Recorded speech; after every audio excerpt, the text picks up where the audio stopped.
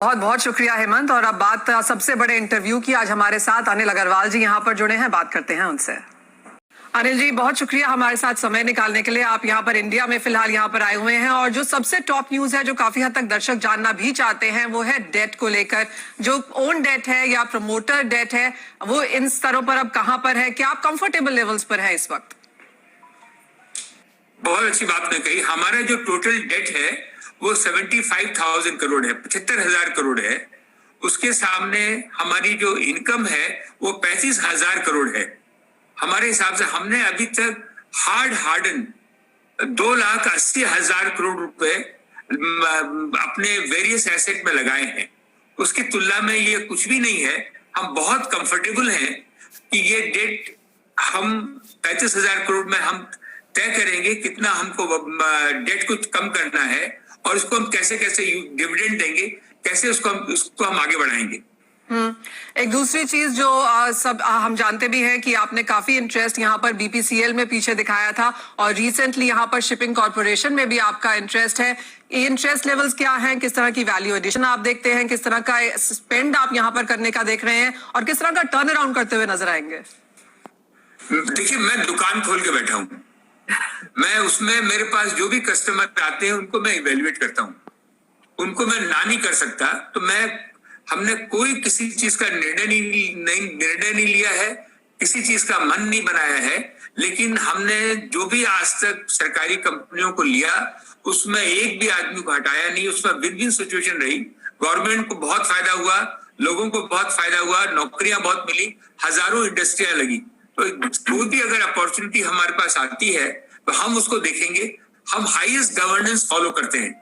ऐसी कोई हिंदुस्तान में क्या है कि ऐसी कंपनी है जो फुल्ली डाइवर्सिफाइड है। हमारे पास हर चीज के तजुर्बे हैं। हम ऑयल गैस भी बनाते हैं, एल्युमिनियम भी बनाते हैं, कॉपर भी बनाते हैं, सिल्वर भी बनाते हैं, आयरन ओर भी बनाते हैं, स्टील भी बनाते हैं। हम ये सारी चीजें बनाते हैं।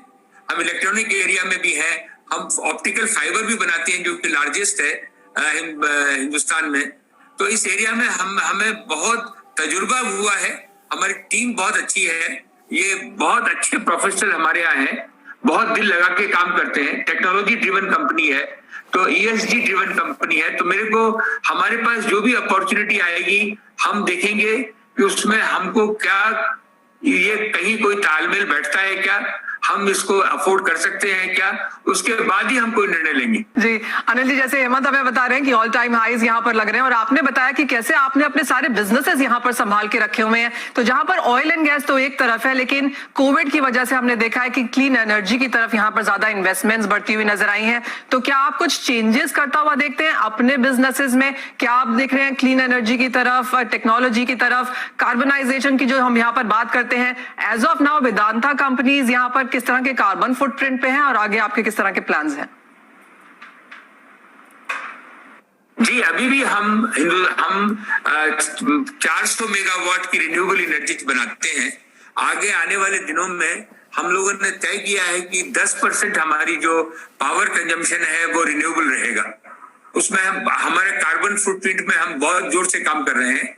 तो ये तो फोकस है आज के दिन हम बहुत फोकस है कि हम लोग रिन्यूएबल में, टेक्नोलॉजी में, डिजिटल में, उसी हिसाब से जो कंपनियां डिजिटल और टेक्नोलॉजी को फॉलो नहीं करेंगी वो कंपनियां आगे आने वाले दिनों में कमजोर हो जाएंगी। हम लोग आगे रहना चाहते हैं।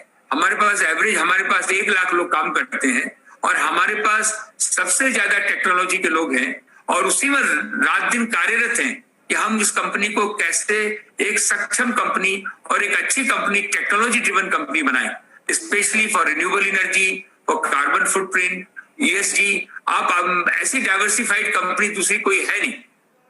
अनिल जी, आपने काफी सारे रीजंस गिनाए कि क्यों वेदांता कंपनीज यहाँ पर कॉस्ट एफिशिएंट है और आप बार बार कहते हैं कि आप लास्ट मैन स्टैंडिंग होंगे जब यहाँ पर कॉम्पिटिटिवनेस की बात आती है। लेकिन ऑफ कोर्स कंपनी ने कुछ लोज भी देखे हैं, चाहे वो गोवा में आयरन ओर की बात हो या फिर टूटीकोरन की बात हो, कॉपर स्मेल्टर्स को लेकर यहाँ पर लेटेस्ट अपडेट्स क्या है? ये बहुत अनफॉर्चुनेट है। हिंदुस्तान में किसी भी हालत में प्रोडक्शन बंद नहीं होना चाहिए और जो कुछ भी है वो हम लोग बैठ के तय कर सकते हैं। लेकिन जो प्रोडक्शन बंद हो जाता है उससे देश का बहुत बड़ा नुकसान होता है। तो ये गवर्नमेंट भी बहुत लगी हुई है, जुडिशरी भी बहुत कॉन्शियस है, सब लोग साथ में लगे हुए हैं। मेरे को कोई डाउट नहीं लगता है कि गोवा भी खुलेगा, टुटीकोरिन भी खुलेगा। जी अनिल जी, आपसे कमोडिटी साइकिल पर भी बात करना चाहेंगे, क्योंकि इस साल में ऑफ कोर्स हमने मार्च अप्रैल में यहाँ पर मल्टी ईयर लोज बनते हुए देखे थे काफी सारे मेटल प्राइसेस में, लेकिन वहां से करीबन 50 से 75% के गेन्स हमने मेटल प्राइसेस में आते हुए देखे हैं। आप कहेंगे रैली अभी शुरू हुई है या फिर ये एक साइकिल है जहां पर हम कहीं बीच में हैं? यहां से किस तरह की बढ़त की उम्मीद है?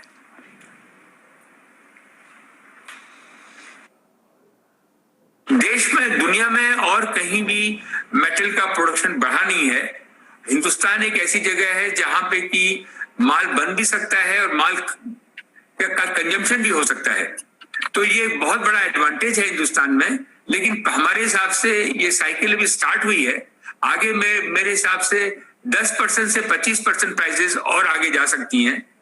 तेल में भी, जो कि इंडिया के लिए इतना अच्छा नहीं है, लेकिन अगर हम लोकल प्रोड्यूस करें, जैसे हम लोकल प्रोड्यूस करते हैं ऑयल, हम $7 में ऑयल बनाते हैं। अगर हिंदुस्तान में ज्यादा से ज्यादा ऑयल बनाए तो एक तो सिक्योरिटी बहुत मिलती है, क्योंकि हमारे oil security is very very important. कि किसी भी कंट्री के लिए जो हमको कभी भी कोई धोखा हो जाए, कोई प्रॉब्लम हो, तो हम अपने सेल्फ सफिशिएंट रहें। यही हमारे प्राइम मिनिस्टर मोदी जी का मानना है, आत्मनिर्भर बनना, हर चीज में हम आत्मनिर्भर बने। तो मेरे को आज के दिन ये बहुत पॉजिटिव लगता है। कमोडिटी साइकिल, हर चीज की प्राइस अभी स्टार्ट हुई है, आगे प्राइस अच्छी होनी, लेकिन हम लोग प्राइस के अलावा हम अपना प्रोडक्शन देखते हैं। हम हर चीज जो बनाते हैं वेदांता में, वो हमारा लोएस्ट कॉस्ट है। हम हरदम बोलते हैं कि अगर we will be the last to die, हम आखिरी होंगे जो कि हम हिट करेंगे, हम कॉस्ट अपनी इतनी कम रखेंगे।